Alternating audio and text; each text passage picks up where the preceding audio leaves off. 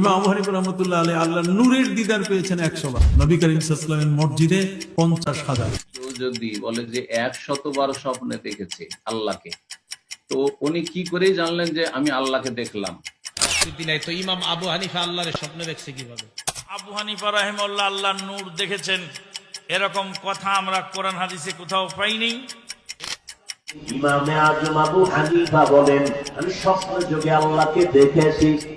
যারা হানাফি ভাই তারা ইমাম আবু হানিফা রাহিমাহুল্লাহর মর্যাদা বাড়াতে বাড়াতে বলছে যে আমাদের ইমাম এমন একজন ইমাম যে আল্লাহকে 99 বার দেখেছেন, আমাদের ইমামে আজম আবু হানিফা রহমতুল্লাহ আলাইহি আল্লাহকে 100 বার দেখেছেন। ইসলামের স্বপ্ন হচ্ছে ওহী। সুতরাং নবী যদি বলেন আমি আমার রবকে দেখেছি, তো সত্যি তিনি রবকে দেখেছেন। কিন্তু আমি আপনি ইমাম আবু হানিফা, শাফি, মালিক, আহমদ কেউ যদি বলে যে 100বার স্বপ্নে দেখেছে আল্লাহকে, তো উনি কি করে জানলেন যে আমি আল্লাহকে দেখলাম?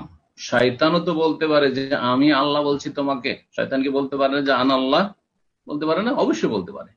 তাহলে অন্য কোনো ব্যক্তির দাবি করা বা অন্য কোনো ব্যক্তি সম্পর্কে, পীর বুজুর্গ বা ইমাম বা আলেম সম্পর্কে দাবি করা যে আমার ইমাম সাহেব ইমাম আহমদ 100বার আল্লাহকে দেখেছেন, ইমাম আবু হানিফা এতবার আল্লাহকে দেখেছেন, এগুলি জালিয়াতি কথাবার্তা, আর এগুলি সহি আকীদার কোনো আলেম বয়ান করে না।